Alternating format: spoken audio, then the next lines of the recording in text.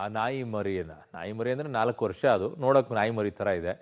ಅದನ್ನು ಒಳಗಡೆಗೆ ಬರಲಿಲ್ಲ ಅಂತ ಹೇಳ್ಬಿಟ್ಟು ಅದನ್ನು ಹಾಗೆ ಹೊಡೆದು ಸಾಯಿಸ್ಬಿಟ್ರು. ಇನ್ನೊಂದು ಕಡೆಗೆ ಪಾಪ ಛಾಯಾಗ್ರಾಹಕನ ಬ್ಯಾಗನ್ನೇ ಕದ್ಬಿಟ್ಟಿದ್ದಾನೆ ಕಳ್ಳ.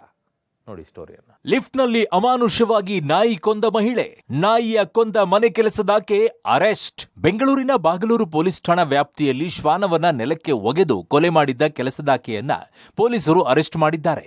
ಪುಷ್ಪಲತಾ ನಾಯಿ ಕೊಲೆ ಮಾಡಿ ಅರೆಸ್ಟ್ ಆದ ಮನೆ ಕೆಲಸದಾಕೆ. ಶ್ವಾನದ ಮಾಲೀಕರ ದೂರಿನ ಮೇರೆಗೆ ತನಿಖೆಗಿಳಿದ ಪೊಲೀಸರಿಗೆ ಮನೆ ಕೆಲಸದಾಕೆ ಪುಷ್ಪಲತಾಳೇನೆ ನಾಯಿ ಕೊಲೆಗಾರ್ತಿ ಅನ್ನೋದು ಗೊತ್ತಾಗಿದೆ.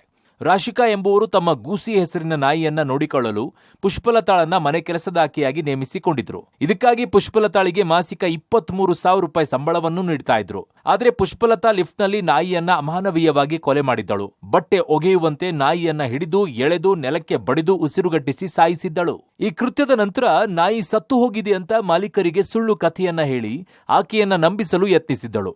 ನಾಯಿಯ ಸಾವಿನ ಬಗ್ಗೆ ಮಾಲೀಕರಿಗೆ ಅನುಮಾನ ಮೂಡಿದ್ದು ಕಟ್ಟಡದ ಸಿಸಿಟಿವಿ ದೃಶ್ಯಾವಳಿಗಳನ್ನ ಪರಿಶೀಲಿಸಿದಾಗ ಪುಷ್ಪಲತಾಳ ಕ್ರೂರ ಕೃತ್ಯ ಬೆಳಕಿಗೆ ಬಂದಿದೆ. ತಕ್ಷಣ ರಾಶಿಕಾ ಆರೋಪಿ ಪುಷ್ಪಲತಾ ವಿರುದ್ಧ ಬಾಗಲೂರು ಪೊಲೀಸ್ ಠಾಣೆಗೆ ದೂರನ್ನ ನೀಡಿದ್ರು. ದೂರಿನ ಅನ್ವಯ ಪೊಲೀಸರು ಆರೋಪಿಯನ್ನ ಬಂಧಿಸಿ ವಿಚಾರಣೆ ನಡೆಸಿದ್ದಾರೆ. ನಾಯಿಯನ್ನ ಎಷ್ಟು ಎಳೆದ್ರೂ ಕೂಡ ಲಿಫ್ಟ್ ಒಳಗೆ ಬರಲಿಲ್ಲ.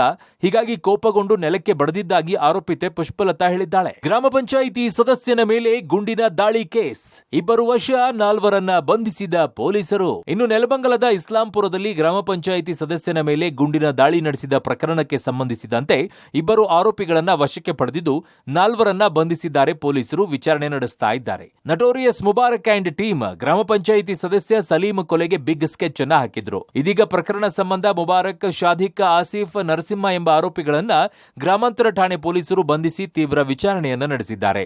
2 ಆಯಾಮದಲ್ಲಿ ತನಿಖೆಯನ್ನ ನಡೆಸಿರುವ ಪೊಲೀಸರಿಗೆ ಸ್ಫೋಟಕ ಮಾಹಿತಿ ಸಿಕ್ಕಿದೆ. ಮುಬಾರಕ್ನ ತಂಗಿ ನಗೀನ್ ವಿರುದ್ಧ ಸಲೀಮ ಗೆಲುವು ಸಾಧಿಸಿದ್ದ. ಇದು ರಾಜಕೀಯ ದ್ವೇಷಕ್ಕೆ ಕಾರಣವಾಗಿತ್ತು. ಮತ್ತೊಂದು ಕಡೆಗೆ ಬೇರೊಂದು ಮಹಿಳೆಯ ಜೊತೆಗೆ ಅಕ್ರಮ ಸಂಬಂಧ ಆರೋಪವಿದ್ದ ಹಿನ್ನೆಲೆಯಲ್ಲಿ ಮುಬಾರಕ್ ಅಂಡ್ ಗ್ಯಾಂಗ್ ಕೊಲೆಗೆ ಪ್ಲಾನ್ ಮಾಡಿದ್ರು ಎಂಬುದು ತನಿಖೆಯಲ್ಲಿ ಗೊತ್ತಾಗಿದೆ. ಕೊಲೆ ಯತ್ನ ನಂತರ ಆರೋಪಿಗಳು ಹೊರ ರಾಜ್ಯಕ್ಕೆ ತೆರಳಿದ್ರು. ಇದೀಗ ಸಿನಿಮೆಯ ರೀತಿಯಲ್ಲಿ ಆರೋಪಿಗಳನ್ನ ಪೊಲೀಸರು ಅರೆಸ್ಟ್ ಮಾಡಿದ್ದಾರೆ.